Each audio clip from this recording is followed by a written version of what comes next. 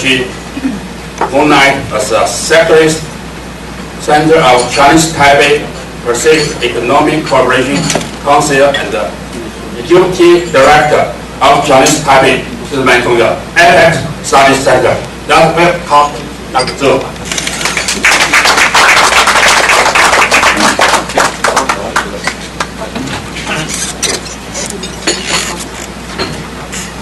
Thank you, Dr. Tong, for your kind invitation and your kind introduction.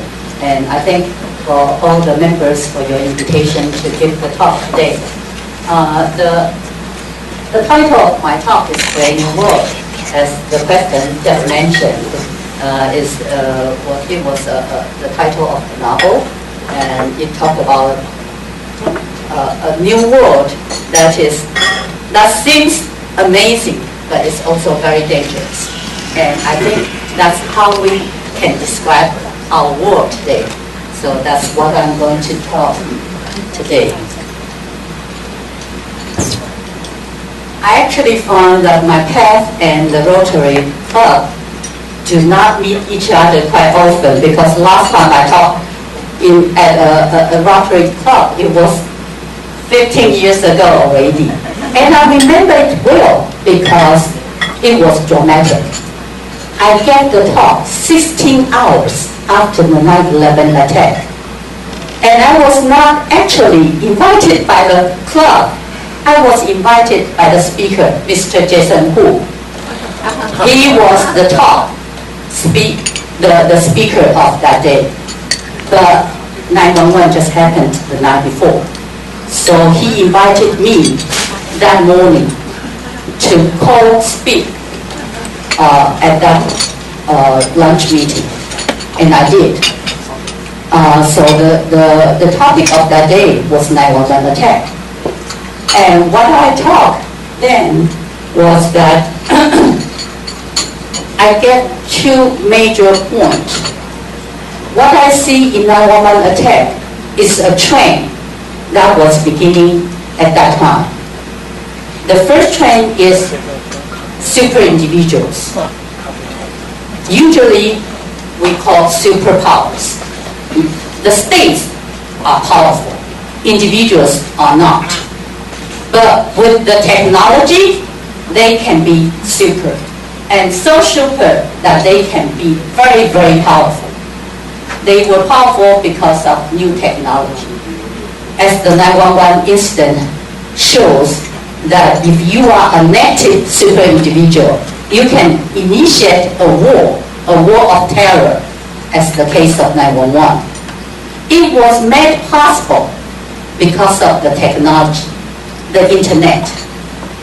Such an attack, 4 planes acting coordinatedly with the same mind, and with very, very long planning and very detailed execution, was made possible because all those members was able to connect with each other very efficiently and very quickly through internet. So we have native super individuals. But before 9/11, we also saw very positive super individuals, such as the invention of WWW, World Wide Web. That changed how the world works. The Microsoft, Bill Gates. And even Jody Williams, a household wife who began the campaign called International Campaign to Ban Their Mom. A housewife began a global campaign to actually has a war convention and a war international treaty to ban anti-personal landmines. So that's the power of individuals. Judy Williams was able to do that also because thanks to the internet. So you can see the new technology can be used in a very beneficial way to the human beings, but also can be very damaging. The other trend that I noticed at the event of 9/11 is the globalization and the clash of values. we know that culture has very dramatic different values and behaviors. We used to live our own life. So I have my culture and I do it my way. You have your culture and you do it your way in your own country. But now globalization has greatly increased the contact between different cultures, different peoples. And so their behavior and their values also clash with each other. And we see, if we do not understand others' culture, we will always see others' behavior with our own eyes, our own filters. So there will be misunderstanding, and because it's not consistent with your value, there will be disrespect or even discrimination. And that will cause the other party's resentment. And if the resentment is strong enough, that will become a hatred. Actually, Bin Laden started the terrorist attack. There was 2 other attacks earlier targeting the United States Navy ship and embassy abroad, etc. Because the United States stationed their army near their holy site. And Bin Laden also think that the American material spirit has polluted the Islamic culture. So after pointing out that 2 great trends, my suggestion at that time at the Rotary Club talk was that we should look forward to new technology that can transform our life to a better future. But we should also look out to downsides of the technology. And we should try to understand other cultures so that when we interact with others, there will be mutual respect and mutual beneficial. But what we see today is that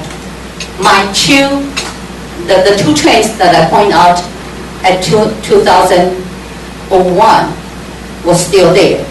Not only they are still there, they exacerbate. That means the development is actually in larger scale and much faster, much faster nowadays. We see that the technology advancement is tremendous. We see the further development of internet. That changed how we communicate each other. And we can communicate with anyone in the world. Someone who we know, or even someone who we don't know before our communication. But there's no problem of this communication thanks to internet. And we have social media that we actually live with every day. Think about it, it's part of our life today. But Facebook was just founded 12 years ago, in 2004. And Twitter launched in 2006, 10 years ago. But these 2 inventions greatly changed our social life, our daily life, and how we interact with others and with the world. Robots, they are in the factory, in the hospital, at some homes, and they can help greatly in manufacturing, in errand jobs, but they can also take away many people's jobs. Drones, is most famous by the United States military's use in the Middle East, so it's in the war. But it can be used in disaster areas, in construction site, even in agriculture, because it's much less expensive. And if you enlarge the picture that the drone takes, you actually see more details. So it can be very, very helpful in many, many aspects.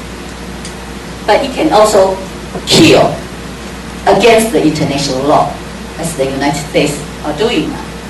And we also have virtual reality, the latest development that can help in military, in navigation, in medical surgery, as many members here are most concerned with.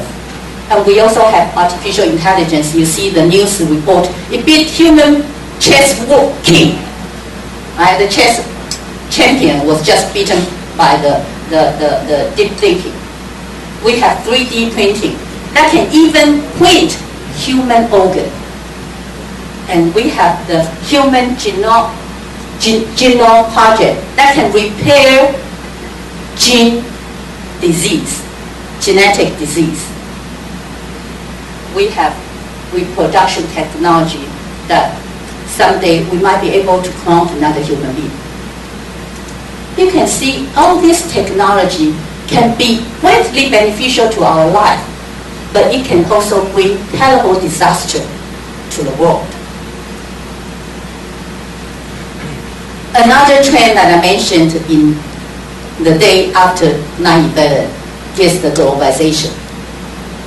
What we see today is another effect and many other effects of globalization. That's the widened wealth gap. The globalization was made possible because of the international organizations such as World Trade Organization and IMF, the International Monetary Fund. WTO helped to remove the official barriers of imports and exports. And IMF, move away the official barrier of capital moving in and out. That make the good and also the free trade agreement that was signed by many countries nowadays according to the WTO rules. All this make the goods, capital, or some certain degree of labor and great degree of information to flow easily across the borders. All this help to lift up our living standard. But in such a competition, without the tariff, that means the whole world is one market. So you no longer compete your competitors locally. You compete with everyone making the same goods around the world. And who will win? Of course, the strongest, the most able one will win. That's good for economy, right? Because the most efficient people can use the less material to make more product more efficiently. That's good for economy. But it's not so good for the society because a lot of people will lose their jobs, right? So winner takes all. The big company wins. The small and medium enterprise might close down. And capital has wins. As I say, IMF allow them in and out freely. Where will they go? Go to the lowest cost country. Right? Again, the developed countries' workers will lose their jobs. But that would be good for developing countries because now they have new jobs to live up their living standard. So we see much higher unemployment rate in developed countries, and their wage, particularly the blue labor collar and lower level of white collar employment's wage will stagnate because they are competing with much lower wage elsewhere in the world. And all this also bring in deregulation. Deregulation such as the IMF brought in, that would allow portfolio investment. Portfolio investment is against the foreign direct investment. Foreign direct investment is someone who bring the money and the technology to Taiwan and build a manufacturer and hire a lot of people to work in their factory. Portfolio investment is that they bring their money in. It can be done within a second by electronic operation. But they can also bring the money out in a second. So that's what we call hard money. Hard money can get in and get out within seconds. And who will get the greatest benefit from this hard money? The capitalists, the big corporations. and they will cause bubbles and economic crisis. And who will take the heat? The general public. More than that, we have financialization, what we call securitization. That means, let me take an example, subprime crisis. In old days, the money give loans to home buyers. But nowadays, the bank take the credit. The fact that you owe me money is a credit, right? I will wrap the credit into a security and sell it to everyone here. So you will get mortgage-based security. And that's how the subprime crisis happened in the United States. Because too much money is flowing in around the world. And certainly the price cannot be sustained. So there was bubble and it crashed. So what we see in that is that the bank, you have the money game, and banks are all too big to fall. So the government will give the money to the big bank to save them. And who paid those money that the government is giving to? The taxpayers, the public. And the money, the big corporation was saved, but not regular citizen who invested in those securities. Okay, so, and we also have the unfair tax system. The tax system has a good meaning. It meant to attract investment. So they give all kinds of favorism. But that means that big corporations do not pay tax. You heard that in the news all the days, right? It's the salary earners who really pay the tax. So it further widens the wealth gap.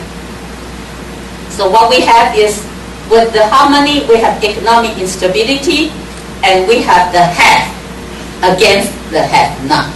Or I should say, have-not against those minority who have a lot. Okay, 911 was operated by Al-Qaeda because Saudi Arabia, the country, funded Wahhabism. Wahhabism is a poor, intolerant, extreme interpretation of Islam. The government actually funded this interpretation in the 1950s. And because the oil boom, the government has a lot of money. They greatly funded the spread of this interpretation. So it spread to the whole Muslim world, not just in that country. And it became the jihadism. It's now flourishing around the world. Actually, the original founder lost control in the 80s and become actually one of the targets of the Al-Qaeda in the 90s. So we see Islamic fundamentalism, the extreme interpretation of Islam, because most Islamic people do not believe in this interpretation, but they are minority who are militarized and who believe it, and they become Islamic terrorism, and that's why 911 happened. What we see after 911, not only we have Al-Qaeda, we now have ISIS. We know that U.S. invasion in Iraq in 2003, that was against international law. The United States President says that we are to disarm Iraq of weapons of mass destruction. There was no such weapon there in Iraq. And it was to send support for terrorism. There was not really strong evidence for that. But anyway, the United States did it.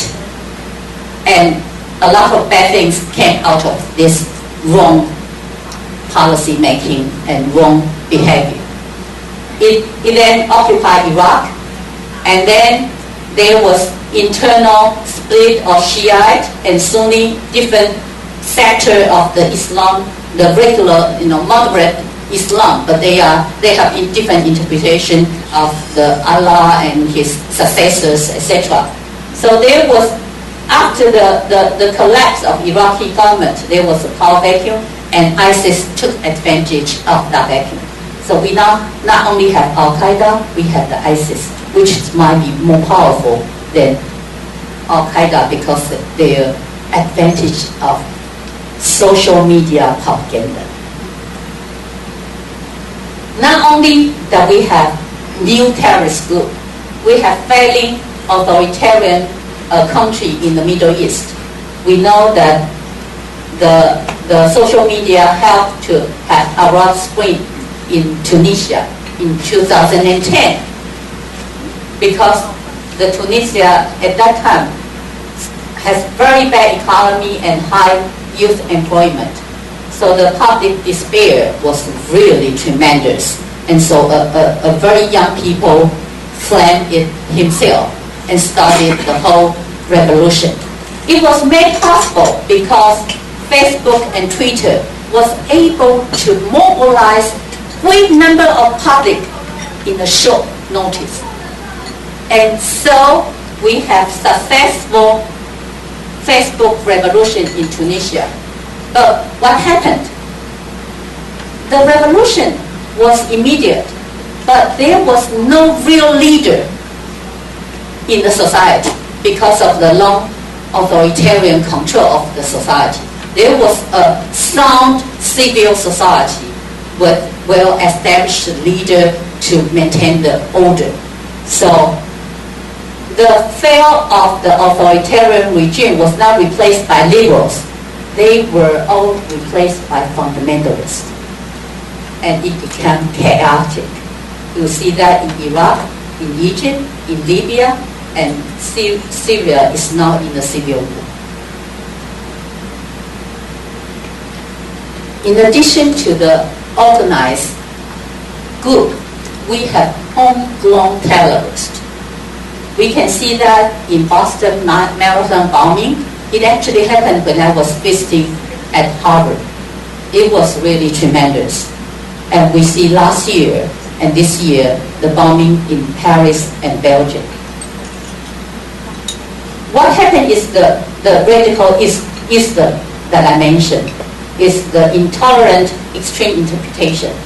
But with massive local followers around the world. Why? Because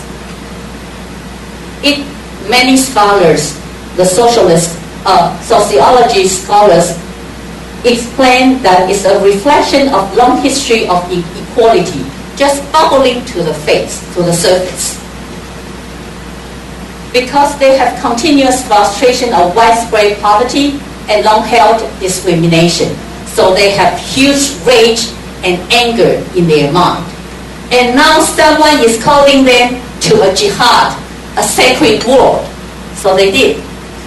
They go to Syria, they go to ISIS, or they stay home and started a plot to bomb the airport, etc. So again, I want to emphasize that we had Al-Qaeda 15 years ago, now we have ISIS, and we have homegrown terrorists. I want to tell you why I think the homegrown terrorist is very, very crucial. It's because it threatens everyone's safety. I want to talk 1 minute just about the historical conflict between Palestine and Israel. In my personal opinion, it's a conflict of land. Because in 1949, Israel built his state in the land it calls God's Promised Land, where Jews had a kingdom. 2,000 years ago, the place into the Palestine land was actually owned and lived by Palestine at the time of their state building. So we can see it's a conflict of land because both of them want that piece of land. And one is more powerful militarily and the other is not. So, but what they call it a conflict of religion. is Judaism against Islamism. It's not. It's a conflict of land, but made much messier because of religion difference. Because if we say, hey, come up, give a fight for your land, or give a fight for your religion, which is more powerful and more persuasive or more mobilizing, religion is. And it's the same thing happening around the world. Personally, I think the Islamic terrorist or Islamic Judaism is caused by economic depression and sense of deprivation for a lot of Muslims in a lot of parts of the world. Because they are, poorer and they are discriminated. They have resentment of that equality and discrimination. And actually, I think the discrimination is not just race. Because of their background, they also have lower education class. They also have lower economic class. So it's actually not just a discrimination against different race, against different religion. It's actually a discrimination against different education class and against different economic class. And actually, the same kind of discrimination is happening around the world, even in Taiwan. We see it every day, don't we? So we see a lot of terrorist attacks. We see, in London, in France, in Belgium, and what the same phenomenon in those attacks, they are coordinated. As I said, with the help of internet, they are coordinated suicide bomb attacks, targeting civilians, targeting public transportation system and leisure location, because those places are the places we go every day for our daily life. By targeting those targets, it causes sense of fear everywhere, everyone in their daily life. Not only we have the terrorist attack, we have the safety concern. We have an even bigger problem, global warming. It has been 10 years ago at the time of 9/11, there were still, disbelievers who says that global warming, there's no such thing. But now it's statistically proven that human activity and global warming is closely related, and we can say is contributing to the global warming in a large scale. So we see record high temperature, hot summer one year after the other, and record long summers, record drought, and then sometimes later record flood. So the rain does not come down as evenly spread. It comes down all at once. We have it in Taiwan as well. There's no rain coming down at all for a long period of time because of the global warming. And the whole world started noticing this danger. In 1992, we have a summit in Rio, and we have this UN Framework Convention on Climate Change. And then we have Kyoto Protocol signed into effect in 1997. That only limit the CO2 emission for certain developed countries. And only this year we have the latest agreement, because this agreement was expired. So we have the new agreement this year, and it will be binding for both developed country and developing country. It will try to keep the global temperature rise in this century, the 21st century. It will still get warmer, but we try to have a ceiling to cap it, not to allow the rise to to more than 2 degrees Celsius. And we have capacity building so that all the countries, particularly the developing countries, would have the ability to deal with the effect of the global warming, the climate change. And what the agreement asks states, parties to do is to submit a nationally determined contribution. So it's not a uniform cap. Each country decide how you would deal with it, and you would set your target and submit your determination to the convention. And every 5 years there will be a check to see how everyone is doing, how's the collective effect of our efforts. So what we see today is actually a world with constant conflict. One of the conflict is the history-long one, the geopolitics conflict between superpowers. You can see the United States and China is fighting, toxic fighting with each other in the South China Sea. They are doing all kinds of behavior to claim their right. And you see also the Middle East, Iran and Saudi Arabia's conflict between the two. And we see the conflict between non-state actors and state. That's the 9/11 format. We have the global terrorist threat, threatening everyone around the world because they are enhanced skill and they have much powerful organizational power. So the conflict that I spent some time to describe is a real threat for everyone around the world.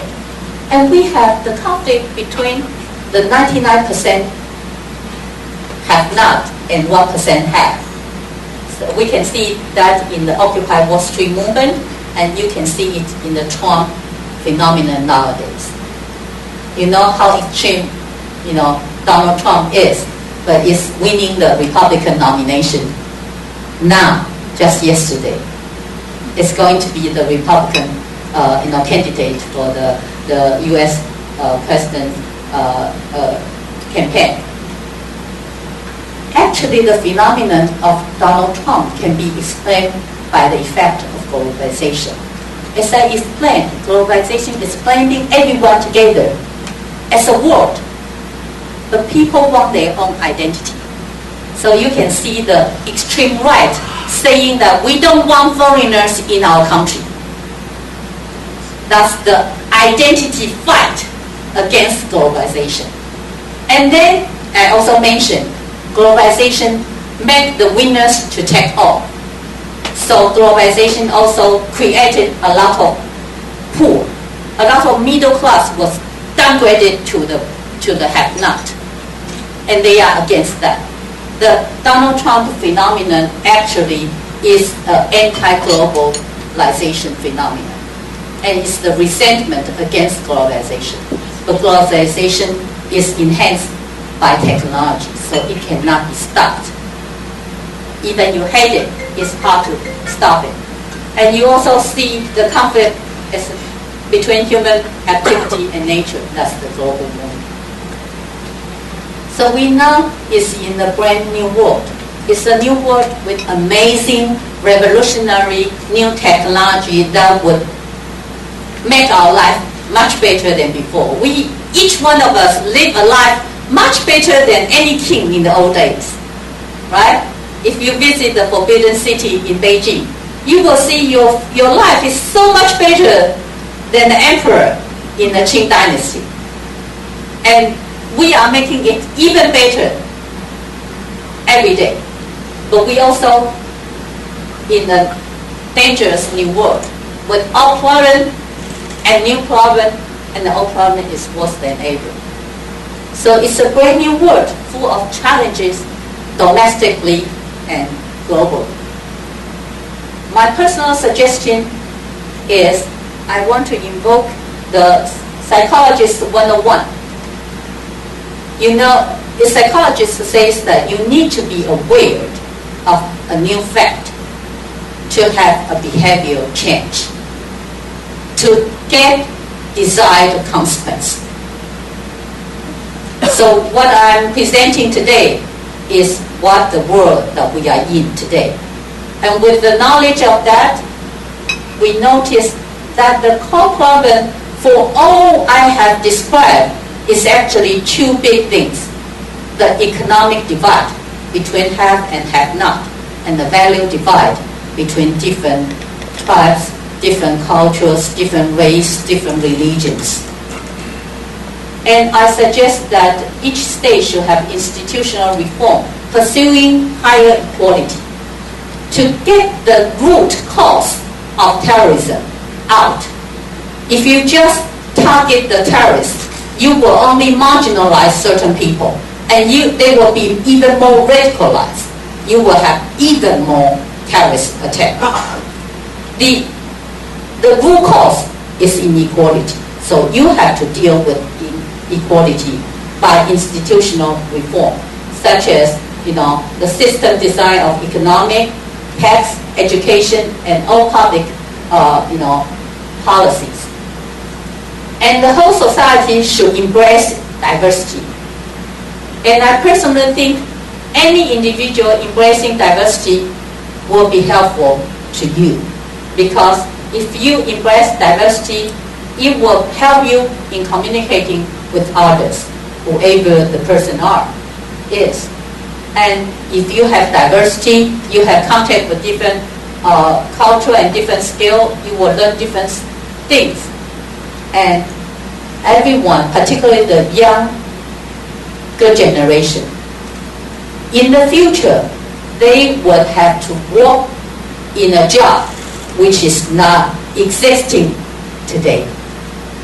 So you really have to prepare yourself. And I think one way of preparing oneself nowadays with this brand new world is embracing diversity. And I'm today talking at Rotary Club. You are all elite of the society. And I know that the Rotary Club aim to do social work. And I think a good target is to narrow the two core problems, to narrow the economic and value divide.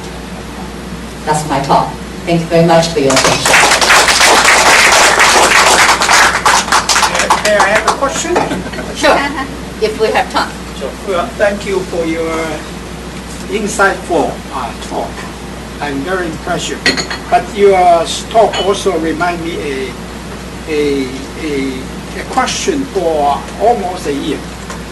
Do you pro or con that Taiwan should accept some refugee from East Syria? Do you agree or disagree? Actually, the fact is that we do not have refugee law. We actually do not have refugee laws to process the refugees whoever they are. Yes, but we can make it. We agree. If we make it, the first priority probably is not Middle East. It's those refugees already living in Taiwan. There was refugees from Tibet. They still have no ID, even after decades of living in Taiwan. The Middle East refugee is the issue that we can discuss. But be frank with you, and I think we have to be frank with ourselves. The refugees facing us today is the refugees living with us, not refugees far away. And I would think the Middle East refugees don't necessarily want to come to Taiwan because the living behavior and culture, the environment is so dramatically different from theirs. It's East and West difference. So I always think that we should have a refugee law, but not necessarily just to deal with Middle East refugees, to deal with the refugees that we have now. So you disagree to accept refugee? No, I do not disagree. No. But accept other places. Okay, let me repeat my answer. My answer is that I'm for a refugee laws. And if we have a refugee law, we should process anyone who apply to come in as a refugees. And we would have, in the law, we will have our criteria to determine how to accept a person as a refugee. It's an international defined status, actually. Well, of course, if we want to accept refugees from Syria, we should have special law for this action. But the problem is, do we have a willing to do that, especially for the Syrian refugees? Because that's very, very urgent, as far as I know. Yeah. But you know that they are all going, because we are so far away from them, and their danger is immediate. So they go to, okay. My answer is I'm all for refugee laws, and with criteria, anyone should be able to apply to be a refugee, including those coming out from the Middle East crisis. Including, it's my principle. But I'm not for a specific law for this group of refugees. But why not that group? I'm always against special treatment. We should have a criteria, and the criteria should be applicable to anyone in the same situation, and not just particular one or ones.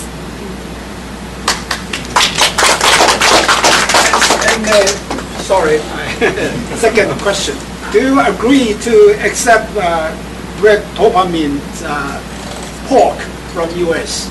Okay, it's because it's actually part of WTO. Actually, I wrote a piece as an OPEC, opinion piece in the newspaper when the issue was in, and I was against.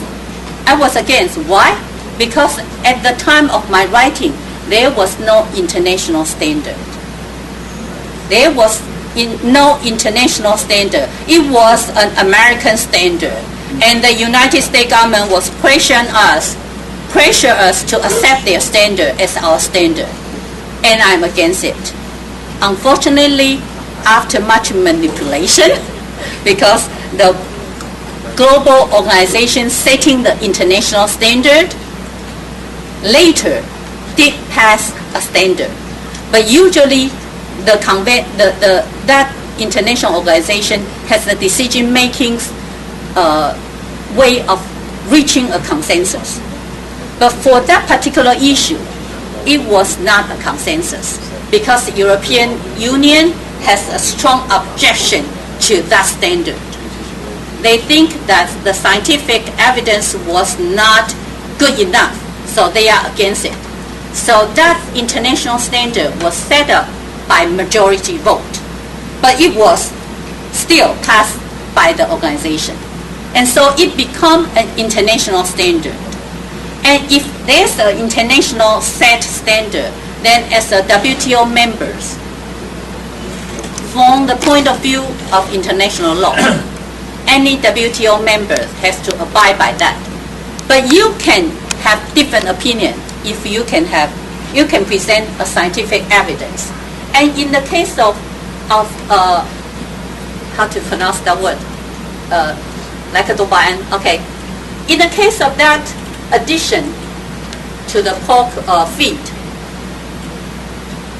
because our dietary habit is different from the rest of the world, we eat up internal organs of pig, and there's much more residue of that addition in the internal organ. So by that dietary habit, you can have a scientific test to set a higher standard. You cannot prevent it from coming in, but you can set a higher standard with your scientific evidence. That means that we can have higher standard than international standard. It's allowed by the international law. But the condition is that you need to present that with scientific evidence. And what I'm blaming the government is that government is is arguing that, but they are doing nothing about the test. They are doing nothing about the experiment. Our government, I hope, as elite of the society, I always think myself as someone who is capable of supervising the government's function. That's why I'm writing opinion oftentimes in the newspaper, saying this policy is not good. Everyone should we should empower ourselves to be a supervisor of our government. We should all think ourselves as super individual, because we can search the required knowledge through internet, and we can consult specialists and form our educated opinion. And if you are concerned, particularly because WTO is my specialized area, I'm sure that my opinion is a soundly judged opinion, then I will make it public and make it a pressure to the government. But there are not many, public, echoing my opinion. Then the pressure will not be big enough. So we should all empower ourselves, and we should all ask our friends, our families to empower themselves, and we should all together raise our voice on the issues that we are concerned, and we think the government is not doing enough, and they are asked by their position to do it.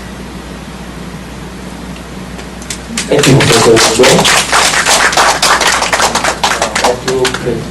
To offer our picture.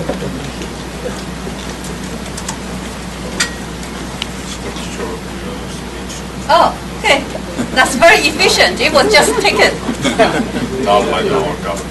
That's right. That's right. And some people from Hong Kong. Oh, thank you. Thank you so much. Thank you. Thank you. Okay, look at me. Hi.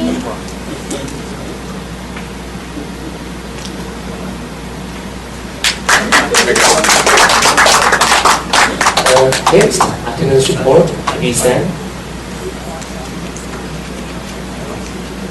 Your attendance. Attendance report. We have 20 members, 10, and 4 guests. Totally rate is 71. Okay. And special amount, PPR, please. Hello everyone. Today must be one of the highest donation I have collected since this year. Thank you, Dr. Charles, wonderful speeches. The first one for Annie. Annis. Welcome, Dr. Chow, and thank you for a wonderful speech. From Cornell, this must be right to you. You have seen each other? Okay. Nice to see you here again. Professor Zhou, thank you for giving a very insightful speech. 1,000. 叶习东太太. From Ed, thanks to Dr. Charles for your wonderful talk. The second is congratulations to P.D. Juice and Amy for your daughter's wedding. And congratulations to Sumi, Cornell, Jolene, Amy, and Sue. Happy Mother's Day. 1,000. From Jimmy, congratulations to Jules and Amy. My pleasure to share the happiness with you. Thanks, Dr. Joe, great speech. 1,000. From Lu, thank you, Professor Zhao, for your wonderful speech. And the second to Jules and Amy, congratulations to your upgrade. 1,000. This is from the Jules. Jules is very happy too. The first one, excellent talk today. Thank you, Dr. Zhao. And the second, very happy to be upgraded to parent-in-law. 2,000. And this one must be crazy from our president. 5,000 donations. There's a big question too. Is there any solid or practical way to narrow the economic divide? You're asking for antidote. Can I give a very quick answer? Sure. Capacity building. Capacity building is the most fundamental and most helpful way to help to eliminate the economic divide. Because capacity building means that help them in their education, equipment, in their education facility, or even the teaching positions, etc. I think capacity building is the most long-standing and most helpful way to help to eliminate the divide. Thank you. Thank you for the solution. And this is all the donations today. Deputy Arkley, would you adjourn the meeting? I'm so agree with Dr. Joe. So we should not criticize the retirement pension of the teacher. We should increase the salary or the pay for our teacher. Put more money, pour more our resources in education system. And the first problem, should we accept the refugee from Syria? We can examine our attitude, how we treat a new immigrant, like the bride from Vietnam, from mainland China, our attitude to the Aboriginal people. I can say we are not ready. We are not, we are not acquired to accept the Syrian people. And the second question, I think, is not a scientific or it's an economy issue. It's a political issue. So no matter how much data we gather from the scientific experiment or anywhere, it's useless, I think. Okay, thank you for your comment.